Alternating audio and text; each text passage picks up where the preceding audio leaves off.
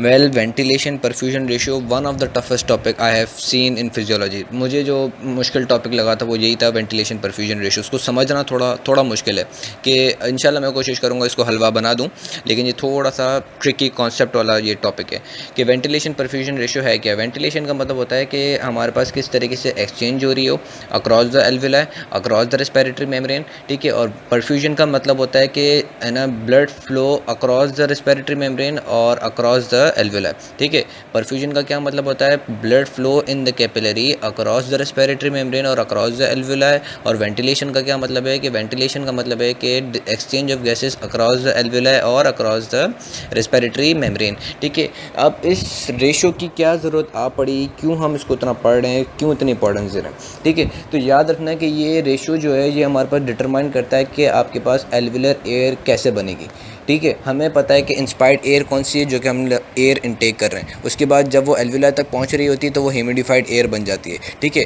अब एल्विलाई के अंदर मैंने बताया था एल्विलर एयर बनती है। अब एल्विलर एयर कहाँ से बनेगी, एल्विलर एयर बनेगी है ना, जो कंटेंट्स हमारे पास ह्यूमिडिफाइड एयर से भी आएँ वो एक्सचेंज हों, ठीक है, और कंटेंट्स ब्लड से भी आएँ और वो एल्विलाई में आएँ, ठीक है। एल्विलर के अंदर एल्विलर एयर कैसे बनेगी, एल्विलर एयर बनेगी contents from humidified air and contents from वो ब्लड, ठीक है। एल्विलर एयर कैसे बनेगी, एल्विलर एयर बनेगी from the contents of humidified air and from the contents of blood, ठीक है। तो हम ये वेंटिलेशन परफ्यूजन रेशियो पढ़ते ही इसलिए कि हमारे पास एल्विलर एयर का जो कंटेंट आता है, गैसेस का जो कंटेंट आता है वो कैसे आता है। वेंटिलेशन परफ्यूजन रेशियो कैसे क्यों हम पढ़ते हैं, हम इसलिए पढ़ते हैं कि एल्विलर एयर के अंदर जो हमारे पास गैसेस का कंटेंट है वो कंटेंट कैसे बन रहा है, ठीक है। अब हम देखते हैं कि ये वेंटिलेशन परफ्यूजन रेशियो कैसे क्या है। ये वेंटिलेशन परफ्यूजन रेशियो ये है कि ये डिटरमाइन करता है कि अगर एल्विलाई है, ठीक है, उसके पास क्या हमारे पास इंस्पायर्ड एयर पहुंच रही है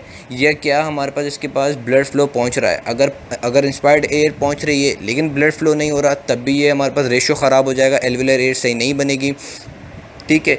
और अगर हमारे पास है ना ये ब्लड फ्लो पहुंच रहा है लेकिन इंस्पायर्ड एयर नहीं आ रही, तो हमारे पास क्या होगा, तब भी एल्विलर एयर सही नहीं बनेगी। तो हमने सोचा, तो साइंसदान वगैरह जो भी थे उन्होंने ये सोचा कि अब हम कोई ऐसा मैथमेटिकल फॉर्म वगैरह बना लें जो कि एक रिलेशन इस्टेब्लिश कर दे कि इंस्पायर्ड एयर का और है ना वो जो ब्लड है, ब्लड का और इंस्पायर्ड एयर का कोई एक रिलेशन बना दें जो कि हमारे पास एक एल्विलर एयर बना के देते हैं, ठीक है। तो उस रिलेशन को हम कहते हैं ये वेंटिलेशन परफ्यूजन रेशियो। वो वेंटिलेशन परफ्यूजन रेशियो क्या है, it is the relation between the inspired air और we can say humidified air with blood, ठीक है। अब हम देखते हैं कि ये रेशो है VA/Q, ठीक है। VA क्या है, वेंटिलेशन, और Q क्या है हमारे पास ब्लड, ठीक है, या परफ्यूजन वैल्यू, ठीक है। अब अगर ये वैल्यू जो है VA/Q ये अगर हमारे पास ज़ीरो हो जाए, अब ये ज़ीरो कैसे होगी कि हमारे पास VA की वैल्यू ज़ीरो हो जाए, यानी कि हमारे पास ह्यूमिडिफाइड एयर जो है वो हमारे पास एल्विलर एयर बनाने में कोई हिस्सा या कोई अपना जो पार्ट प्ले ना करे। VA जो है यानी कि इंस्पायर्ड एयर या ह्यूमिडिफाइड एयर वो अपना एल्विलर एयर बनाने में कोई पार्ट प्ले ना करे, ठीक है। तो अब इससे क्या होगा कि एल्विलर एयर में होली सोली पार्टिसिपेट करने वाला क्या चीज़ बचेगी, वो बचेगी ब्लड।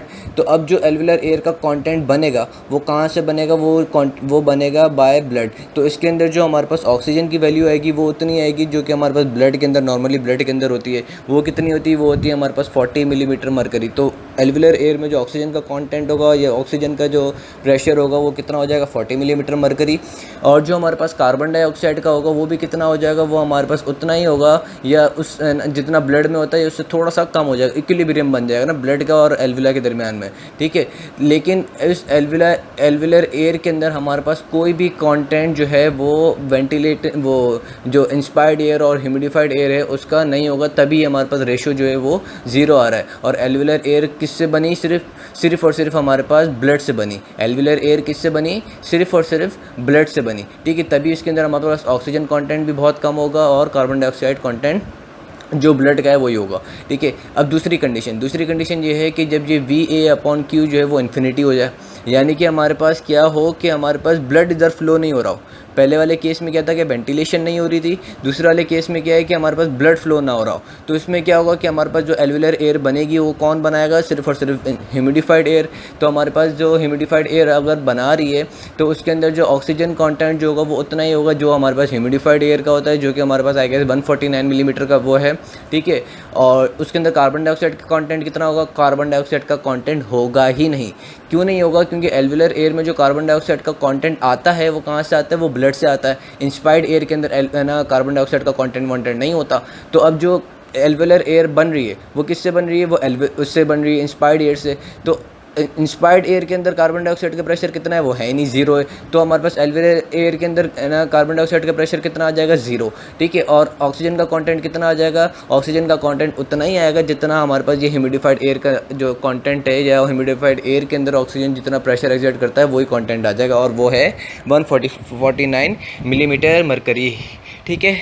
और अब जो दूसरी जो कंडीशंस हैं कि जब हमारे पास ये नॉर्मल हो, VA/Q जो है वो नॉर्मल हो, यानी कि एल्वुलर एयर जो बन रही है वो हमारे पास नॉर्मल बन रही हो, तो उसमें क्या होता है कि उसमें ना ऑक्सीजन का कंटेंट जो है वो ना तो ह्यूमिडिफाइड एयर जितना होगा, ना तो ह्यूमिडिफाइड एयर जितना होगा, और ना तो ब्लड जितना होगा, ठीक है। एल्वुलर एयर जो है, अब जो हमारे पास एल्वुलर एयर बनेगी जब ये रेशियो नॉर्मल होगा तो उसमें जो है जो ऑक्सीजन का कंटेंट होगा वो हमारे पास ना तो ह्यूमिडिफाइड एयर जितना होगा और ना तो ब्लड जितना होगा, दोनों के बीच में मॉडरेट होगा। और वो मॉडरेट वैल्यू क्या है, वो है 104, क्योंकि हमें पता है कि 149 जो है वो है ना ह्यूमिडिफाइड एयर का है ऑक्सीजन कंटेंट, और 40 जो है वो ब्लड का कंटेंट है। तो इन दोनों एक्सट्रीम वैल्यूज़ के दरमियान में हमारे पास ऑक्सीजन कंटेंट आएगा एल्वुलर एयर के अंदर, और वो है 104, ठीक है। और कार्बन डाइऑक्साइड का कितना आएगा, कार्बन डाइऑक्साइड हमें पता है कि 45 जो है वो इसके अंदर होता है, क्या कहते हैं, ब्लड के अंदर होता है, और ह्यूमिडिफाइड एयर के अंदर 0 होता है।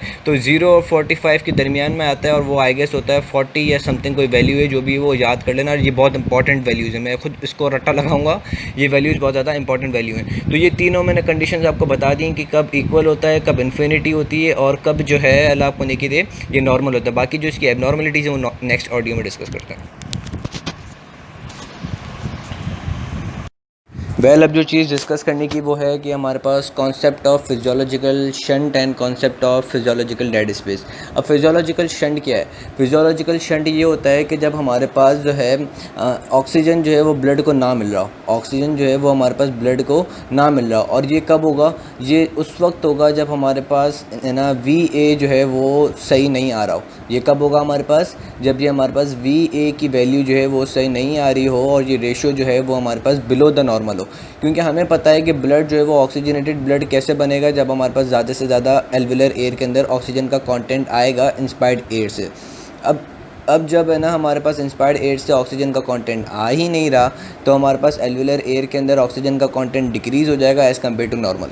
एज़ कम्पेयर टू नॉर्मल हमारे पास ऑक्सीजन का कंटेंट एल्वुलर एयर में डिक्रीज़ हो जाएगा, और फिर वही डिक्रीज़ कंटेंट जो है वो हमारे पास ब्लड के अंदर जाएगा, और पूरे है ना बॉडी के अंदर जो है जो ब्लड सप्लाई होगा वो हमारे पास लो ऑक्सीजन कंटेंट वाला ब्लड होगा। तो इस कंडीशन को हम कहते हैं फिजियोलॉजिकल शंट। क्या कहते हैं, फिजियोलॉजिकल शंट, ठीक है। एक तो ये चीज़ हो गई कि जब हमारे पास ये रेशो कम हो जाता है तो ये हमारे पास कंट्रीब्यूट करता है फिजियोलॉजिकल शंट में।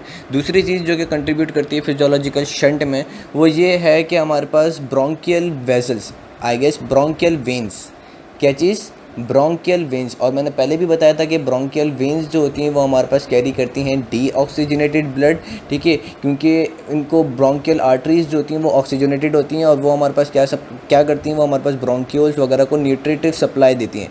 ब्रोंकियल आर्टरीज ऑक्सीजनेटेड होती हैं और पल्मोनरी आर्टरी डीऑक्सीजनेटेड होती हैं। ब्रोंकियल वेन्स डीऑक्सीजनेटेड होती हैं और ब्रोंकियल आर्टरीज जो होती हैं वो ऑक्सीजनेटेड होती हैं, ठीक है। थोड़ा कॉन्सेप्ट दोबारा बनाओ, ब्रोंकियल आर्टरीज जो होती हैं वो ऑक्सीजनेटेड हैं, ब्रोंकियल वेन्स डीऑक्सीजनेटेड हैं। पल्मोनरी आर्टरी जो है वो डीऑक्सीजनेटेड है, और पल्मोनरी वेन जो है वो ऑक्सीजनेटेड है।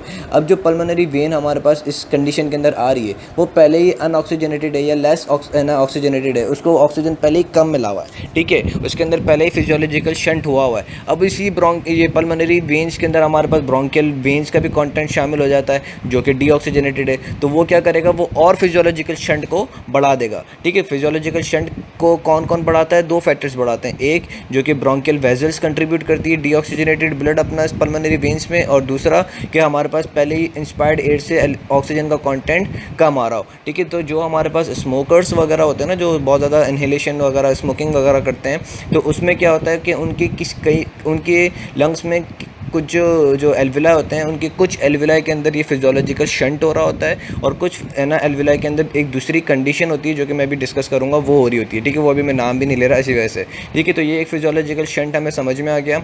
ठीक है, और जो हमारे पास लंग्स के अपाइसिस होते हैं, लंग्स के अपाइसिस जो होते हैं उसमें भी हमारे पास क्या होता है, लंग्स के अपाइसिस नहीं, लंग्स की जो बेस होती हैं, लंग्स की जो बेस होती हैं वहाँ पे हमारे पास क्या होता है कि ये रेशो जो होता है VA/Q, ये जो रेशो होता है लंग्स के बेस पे, वो क्या होता है, वो हमारे पास डिक्रीज़ हो जाता है, क्योंकि लंग्स की बेस पे हमारे पास ब्लड फ्लो बहुत ज़्यादा हो जाता है, और जो हमारे पास वो इंस्पायर्ड एयर आ रही होती है वो थोड़ी कम हो जाती है। ठीक है, तो ये क्या होता है, बेस के ऊपर भी हमारे पास कॉन्टेंट कम हो जाता है, और बेस के ऊपर भी हमारे पास फिजियोलॉजिकल शंट हो जाता है। ठीक है, अब जो नेक्स्ट जो कंडीशन है वो है हमारे पास फिजियोलॉजिकल डेड स्पेस।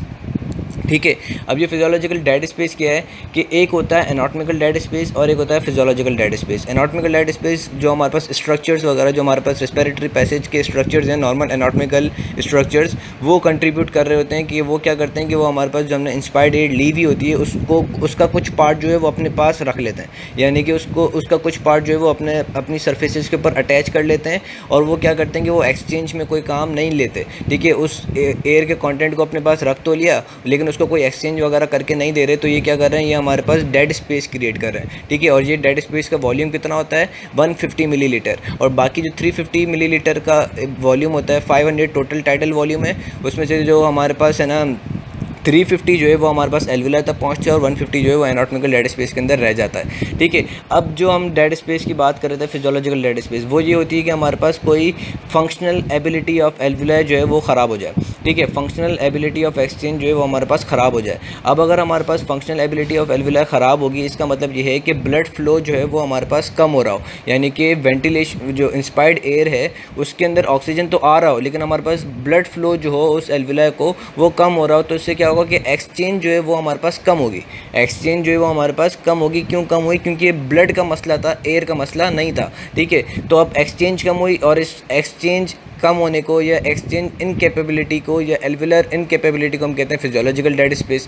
तो यहाँ पर हमारे पास क्या हो जाएगी, फिजियोलॉजिकल डेड स्पेस क्रिएट हो जाएगी। ठीक है, तो जो स्मोकर्स जो होते हैं ना, उनके कुछ एरिया में, कुछ एल्वियोलस के अंदर डेड स्पेस बन जाता है, फिजियोलॉजिकल डेड स्पेस, और कुछ एरिया में क्या हो जाता है, फिजियोलॉजिकल शंट हो जाता है। और हमारी बॉडी में कहाँ ये फिजियोलॉजिकल डेड स्पेस बढ़ रहा होता है, ये हमारे पास अपाइसिस पे बढ़ रहा होता है। अपाइसिस पे क्या होता है कि मैंने बताया था कि है ना ब्लड फ्लो कम होता है। ठीक है, सिर्फ सिस्टोल में ज़्यादा होता है, और डायस्टोल के अंदर क्या होता है, इंटरमिटेंट होता है, जोन 2 ब्लड फ्लो होता है, डायस्टोल में ब्लड फ्लो नहीं हो रहा होता। तो वहाँ पर क्या होता है कि वहाँ पर ये हमारे पास है ना फिजियोलॉजिकल डेड स्पेस जनरेट हो जाता है। तो ये पूरा चैप्टर था जो कि मैंने क्लियर करवा दिया, होपफुली समझ आ गया होगा।